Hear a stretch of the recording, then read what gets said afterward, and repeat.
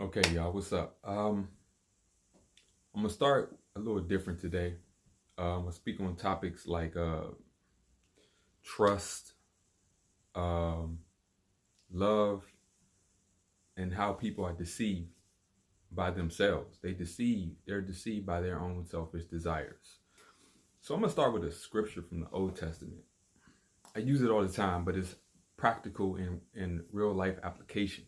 So people don't realize the Bible is actually proven in its application in real life. See, if you discredit something before you apply it and see if it actually reveals the fruit and the result that it does say, then you have not tested it.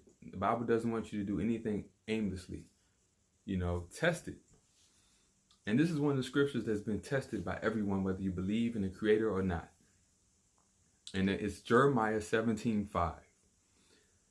And it says, "Cursed is the man that trusts in the man and uses flesh as his arm."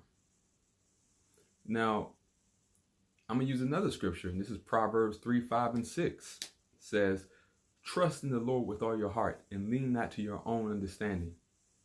Acknowledge him in all your ways and he will direct your paths." So, let's start with not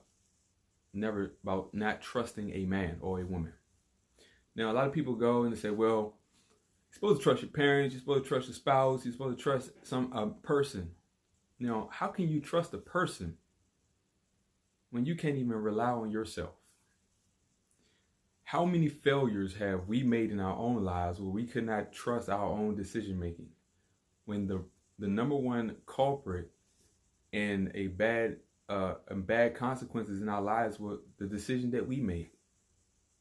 You see, oftentimes we think we know too much until life proves us that we didn't know what we thought we know. That's evident. That's self-evident in relationships. It's self-evident in people being deceived by some of these false churches out here that never preached anything biblical, or they preach something half biblical and in an incorrect context.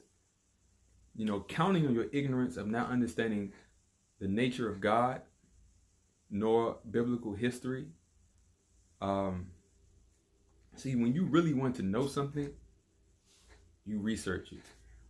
When you really want to know something, you seek to understand it on the deepest levels, not hearing it from secondhand knowledge from some person, hearsay, but you go investigate it and you research it and you put it under the harshest scrutiny for yourself. And see, this is how I have come to the knowledge of the scriptures. You see, it started with when I was young. I often realized that hard times in life situations break you down, and you find yourself a victim of your own thoughts. And oftentimes in my own thoughts of anger and confusion and desperation, I saw choices that would lead me into very dire consequences. But there was also within my spirit, there was a wisdom, always contrary to the evil that wanted to come out of me on my own. There was a wisdom that came from within. And it was not my conscience, because don't let science fool you. It doesn't make sense for you to go against something that you want within your own self. It is an outside, external, small yet inner voice. Not an audible voice, but a spiritual voice. It's like if you told a lie and no one was around to know that you lied, why do you still feel bad about it if you see a benefit in it? See, this is a self-evident truth empirically that you know within your own understanding that there's more than what you've been told going on.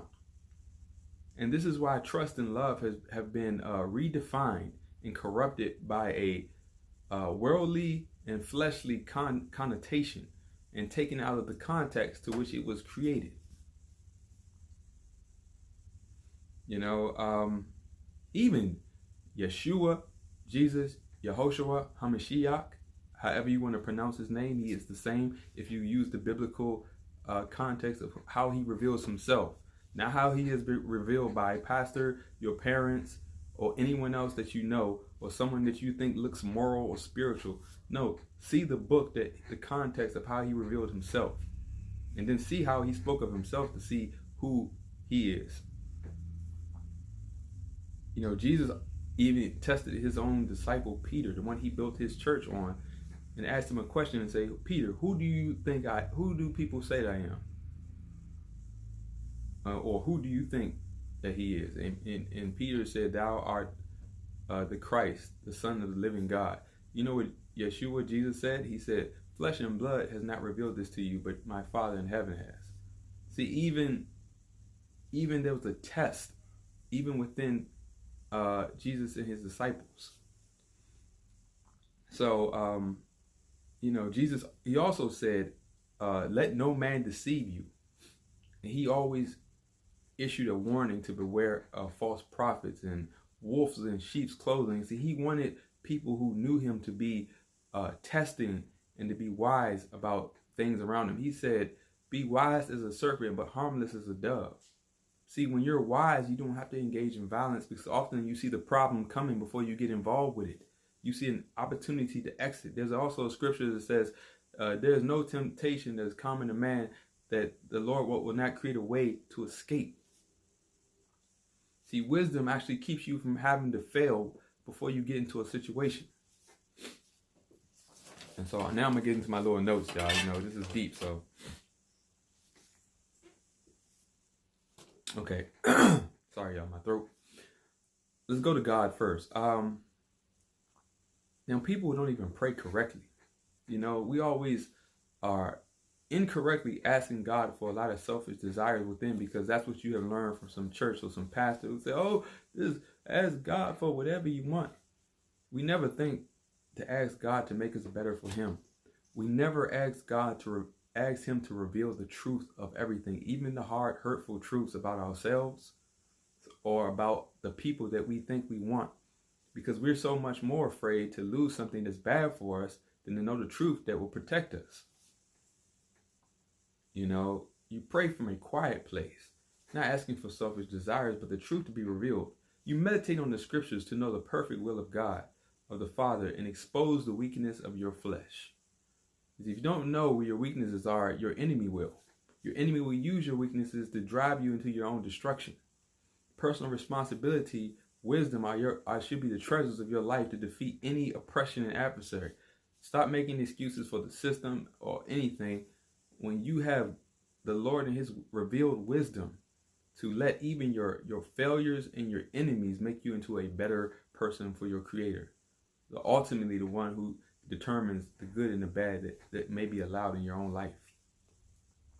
You do these things before you receive the counsel of any man and woman. Ask God to reveal the truth of yourself, so that when someone who actually cares about you gives you that hard truth that you don't want, that your heart and your mind is open enough to receive it and appreciate it, because oftentimes truth will come in the form of correction.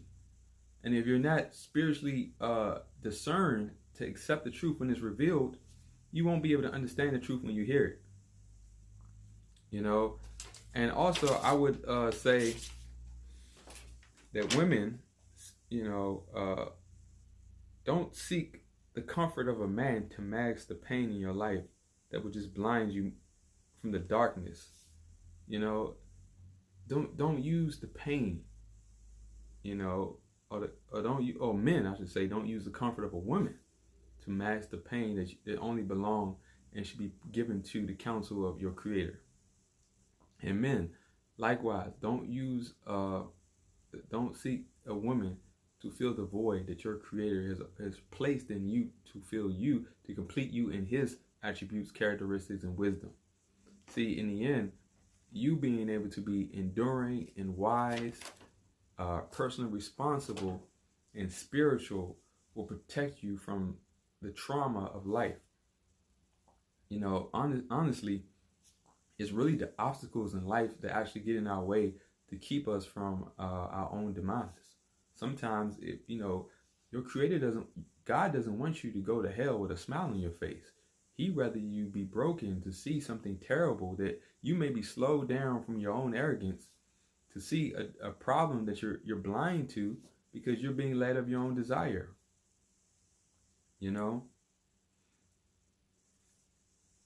And I wrote this, if I can see it. Sometimes I write stuff that don't even make sense.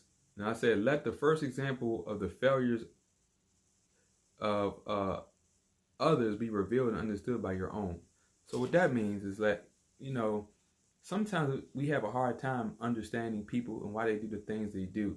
But oftentimes if we look in ourselves and we see how we even struggle to do the right thing, and we oftentimes need others to have compassion and forgiveness for our ill deeds and errors, it gives you more understanding to what others will do to you, and you will less rely on allowing other people to determine your self-esteem and how you feel, because you have an internal compass of morality that won't be swayed by whether someone treats you good or bad. Your self-esteem won't be hinged to someone who is just as fallible as you are. So that moral compass will keep you grounded, that you'll be able to often see the bad person coming before you involve them and bring them close to your life, where they can actually inflict true damage. So I just wanted to create a short video about these things. People oftentimes, they don't trust their creator, who reveals situations by exposing your own weakness, by opening your own eyes to see how your enemy is using your own weaknesses to pull you into destruction.